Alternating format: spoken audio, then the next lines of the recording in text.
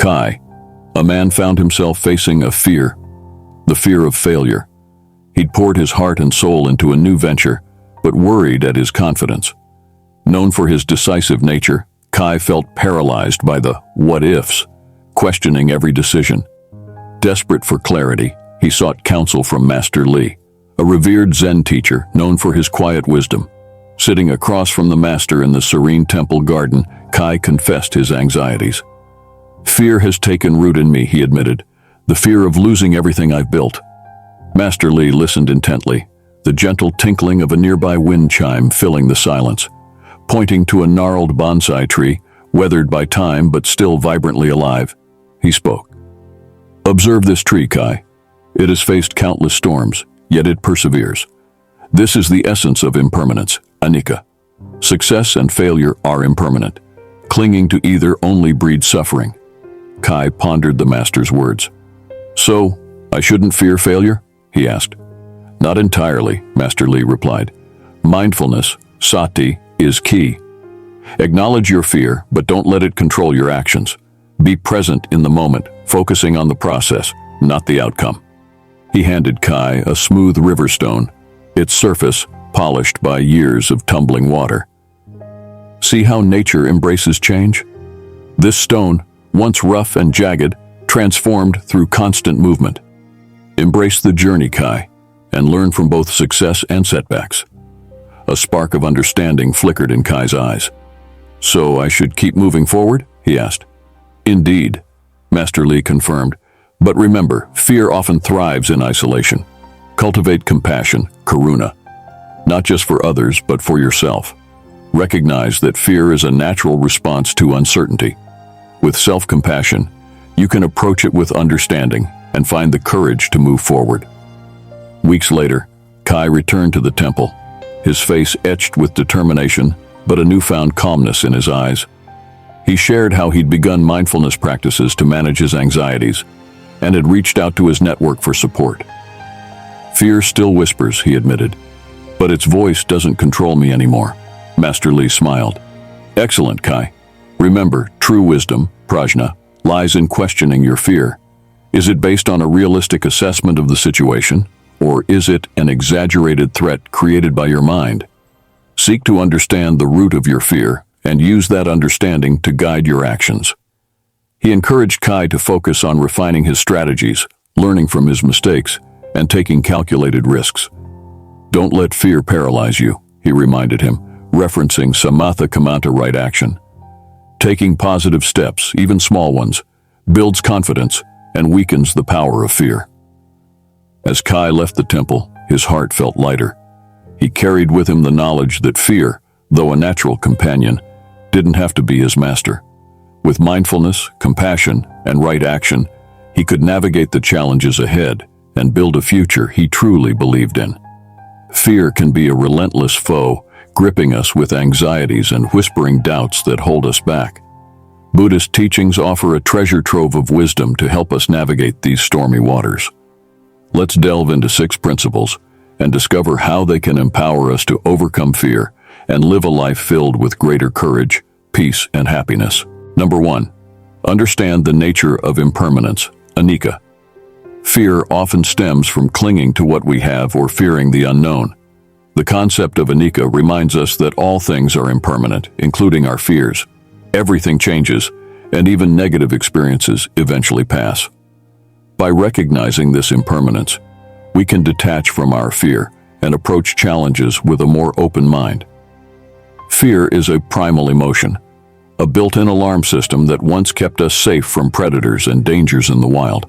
But in the complexities of modern life, fear hinders our happiness and personal growth. We cling desperately to what we have, dreading the loss of loved ones, jobs, or possessions. We fear the unknown, the uncertainties that lie beyond the horizon. This constant clinging and fearing create a suffocating sense of attachment, leaving us vulnerable to suffering. The roots of fear. Clinging our fear often stems from a fundamental misunderstanding of reality. We cling to the illusion of a fixed and permanent world, where things will always be a certain way. We build castles of comfort around our possessions, relationships, and self-image. The very idea of change, especially an unwelcome one, becomes a threat to our carefully constructed world. Imagine holding a beautiful seashell in your hand. You admire its smooth texture, its vibrant colors, and the sound of the ocean carried within its spiral. You may even believe it's a permanent part of your life, a source of joy and beauty. But as Anika teaches us, this seashell too is impermanent. The ocean waves will eventually wash it ashore, the sun will bleach its colors, and it will eventually crumble to dust. Imagine standing on the shore, watching the waves crashing against the rocks. You know the waves will come and go, a constant dance of movement and change. Yet you're not swept away by the power of the ocean. You can stand present, appreciate the beauty of the waves, and even play in the shallows. This is the essence of embracing Anika, acknowledging the flow of change while maintaining your own sense of groundedness. The benefits of detachment. So, how does Anika help us overcome fear? Here are some ways. Detachment weakens the fear of loss, a major source of anxiety. When we embrace impermanence, we become more accepting of life's inevitable ups and downs. The fear of the unknown often fuels our anxieties. Anika encourages us to view the unknown with less fear and more curiosity. Embracing Anika isn't just an intellectual exercise, it's about integrating this wisdom into your daily life. Here are some ways to cultivate a deeper understanding of impermanence. Anika reminds us to appreciate the beauty and impermanence of the present moment. Instead of clinging to the past or fearing the future, we cultivate gratitude for the experiences we have right now. Letting go of possessions. Declutter your physical and mental space. Recognize that true happiness doesn't come from material possessions, which are ultimately impermanent. Appreciating nature.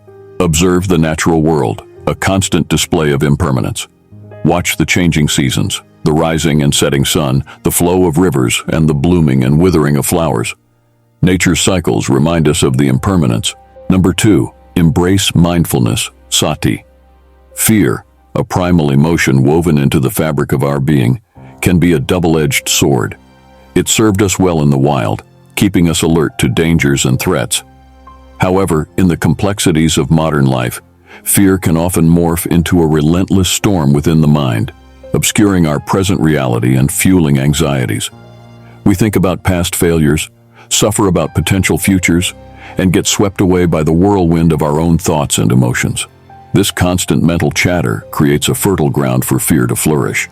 But amidst the mental chaos, there's an oasis of calm, mindfulness, sati, a cornerstone of Buddhist teachings. Mindfulness isn't about emptying our mind or achieving a state of blissful oblivion. Instead, it's about cultivating a gentle, non-judgmental awareness of the present moment. It's about observing our thoughts, emotions, and bodily sensations without getting caught up in them. By training your attention to be present, we can observe fear without being consumed by it, allowing for a more considered and rational response. Mindfulness as an antidote to fear. By observing our thoughts with detachment, we realize they are just mental constructs, not necessarily reflections of reality. Mindfulness practices like focusing on your breath or bodily sensations anchor you in the present moment. By grounding yourself in the here and now, the power of fear-based projections diminishes. The benefits of mindfulness. Here's how it can enhance our overall well-being. Increased self-awareness. This self-awareness empowers us to make conscious choices rather than acting suddenly. By observing emotions without judgment, mindfulness allows us to develop a healthier relationship with them. We learn to acknowledge emotions without being overwhelmed by them. Mindfulness training improves your ability to focus your attention and avoid distractions. Here are some ways to get started. Meditation. Set aside a few minutes each day for meditation. Start small with 5-10 minutes and gradually increase the duration as you become more comfortable. Focus on your breath, noticing the sensations of inhalation and exhalation. Mindful movement. Activities like yoga or mindful walking can help cultivate awareness of your body and its movements. Pay attention to the sensations in your feet as you walk, the feeling of your breath, and the movement of your body. Mindful eating. Slow down during meals and truly savor your food. Notice the colors, textures, and flavors of what you're eating. Avoid distractions like phones or television. Mindful moments. Throughout the day, take small moments to be present. Notice the sounds around you, the feeling of your clothes on your skin, or the warmth of the sun. Number 3, cultivate compassion, karuna. Fear often stems from feelings of isolation and a focus on self-preservation. Compassion practices encourage us to connect with the suffering of others, including our own fear. By recognizing that fear is a universal human experience, we can cultivate self-compassion and understanding. This allows us to approach fear with greater kindness, reducing its power over us. But there's a powerful force that can bridge this gap of isolation: compassion, karuna. A cornerstone of Buddhist teachings, karuna goes beyond mere empathy. It's about actively wishing for the well-being of others, recognizing their suffering, and taking steps to alleviate it. By cultivating compassion, not just for others but also for ourselves, we can transform our relationship with fear. Imagine yourself walking alone through a dark forest. Every rustle of leaves, every snap of a twig sends shivers down your spine. Your fear is amplified by the solitude, making every sound seem more dangerous. Now imagine walking through the same forest with a trusted friend. Suddenly, the darkness doesn't seem so scary. You can share your anxieties and find comfort in each other's presence. Karuna practices offer a way to bridge this gap of isolation. By recognizing that fear is a universal human experience, we can connect with others on a deeper level. Here's how compassion helps us overcome fear. Often our fear is compounded by harsh self-criticism. Karuna encourages us to extend compassion towards ourselves, acknowledging our fears with kindness and understanding. This self-compassion allows us to approach fear with greater resilience. The benefits of compassion. Here's how compassion can enrich your life. Increased empathy and connection. Cultivating compassion allows you to connect with others on a deeper level, fostering stronger relationships and a greater sense of belonging. Enhanced well-being. Studies have shown that compassion practices can lead to increased happiness, reduced stress, and a greater sense of purpose. Creating a more positive world. Compassion is contagious. By radiating kindness and understanding, you inspire others to do the same, creating a ripple effect of positivity in the world. Integrating karuna into our daily life with small acts can make a big difference. Here are some ways to cultivate compassion. Loving kindness. Meditation. This meditation practice involves sending well wishes to yourself, loved ones, acquaintances, and even strangers. Mindful observation. Pay attention to the suffering of others, not just in grand tragedies but also in everyday moments. Perform small acts of kindness for others, no matter how simple. Offer a helping hand, listen without judgment, or simply smile at someone who seems down. We are so excited to bring you this video. Your support truly motivates us to keep going. Hit that like button and subscribe if you enjoy this video so far. Number 4. Develop wisdom, prajna. Fear can be fueled by distorted perceptions and misunderstandings. Prajna encourages us to cultivate wisdom by questioning our thoughts and emotions. By examining the root causes of our fear, we can see them more clearly, and often realize they are exaggerated or unfounded. This allows us to make informed decisions based on reason rather than fear. Fear thrives in the shadows of the unknown. It whispers tales of what-ifs and magnifies potential threats. Our brain's fear center gets activated, leading to a fight-or-flight response. In this heightened state, our perceptions become distorted. We focus on negative possibilities, neglecting more realistic and positive outcomes. Imagine walking through a dimly lit alleyway. Every rustle of leaves sounds like approaching footsteps, every shadow change into a dangerous figure. Fear distorts our perception, making it seem far more dangerous than it probably is.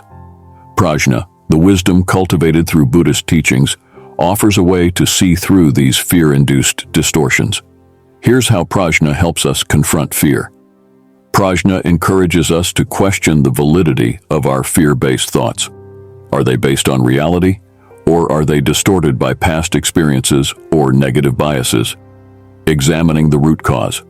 Is it a past trauma, a lack of confidence, or a sense of uncertainty? The benefits of prajna. Prajna offers a wealth of benefits that extend far beyond simply mitigating fear. Here's how cultivating wisdom can enrich your life. Improved decision-making. Increased problem-solving skills. Wisdom allows you to let go of unnecessary worries and anxieties, leading to a sense of inner calm and peace. Integrating prajna into your daily life can seem daunting, but even small practices can make a big difference. Here are some ways to cultivate wisdom. Meditation.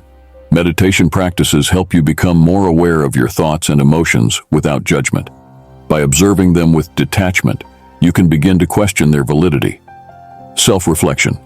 Dedicate time for self-reflection, journaling about your thoughts, emotions, and reactions to situations. This can help you identify patterns and underlying biases. Don't blindly accept information at face value. Develop a healthy skepticism and learn to question assumptions, both your own and those presented by others. Number 5. Practice right action, samatha kamanta. Taking positive action in the face of fear can be a powerful antidote. Samatha kamanta emphasizes ethical conduct and taking responsibility for our own happiness. By engaging in actions that align with our values and purpose, we build confidence and self-efficacy, diminishing the power of fear. Fear, a primal emotion etched into our human experience, can be a paralyzing force. It whispers tales of what-ifs, paints worst-case scenarios in vivid colors, and keeps us rooted in inaction. We become overwhelmed by anxieties, hesitant to take risks or pursue our dreams. But there's a powerful antidote to fear's grip. Samatha kamanta, the Buddhist concept of right action. Right action isn't just about following a rigid set of rules. It's about aligning our actions with our values, taking responsibility for your own happiness, and actively cultivating a life of purpose. By engaging in positive actions that move you towards your goals, even in the face of fear, we build confidence and self-efficacy. Imagine standing in a waiting room, dreading an upcoming dental appointment. Every creak of the door, every glimpse of someone in pain amplifies your fear. You contemplate leaving, putting off the appointment indefinitely. However, this avoidance only prolongs the anxiety. Taking action, even something as simple as walking into the dentist's office, can be the first step towards overcoming your fear. Here's how right action helps us confront fear. When you take positive steps towards your goals, even small ones, you experience a sense of accomplishment. This builds confidence in your abilities, which can then be used to tackle bigger challenges and overcome fear.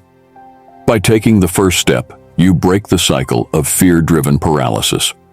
Momentum builds as you continue taking action, making it easier to confront fear in subsequent situations. Fear thrives on uncertainty. Right action encourages you to focus on the things you can control, your thoughts, your actions, and your choices. This empowers you to navigate challenges with a sense of agency, reducing the power of fear. The benefits of right action. Here's how practicing right action can enrich your life. Living with integrity. When your actions align with your values, you cultivate a sense of inner peace and authenticity. Increased happiness and well-being. Taking positive steps towards your goals fosters a sense of purpose and fulfillment, leading to greater well-being. Building positive relationships. Right action emphasizes ethical conduct, which fosters trust and strengthens relationships with others. Creating a more positive world. By practicing right action, you inspire others to do the same, creating a ripple effect of compassion and positive change in the world. Number 6. Seek refuge in the Dharma, the teachings. Buddhist teachings offer a framework for understanding the world and our place within it. When fear arises, the Dharma provides guidance and support.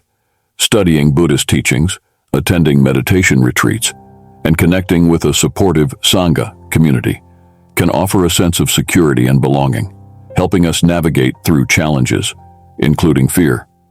The Dharma offers a roadmap for navigating life's ups and downs.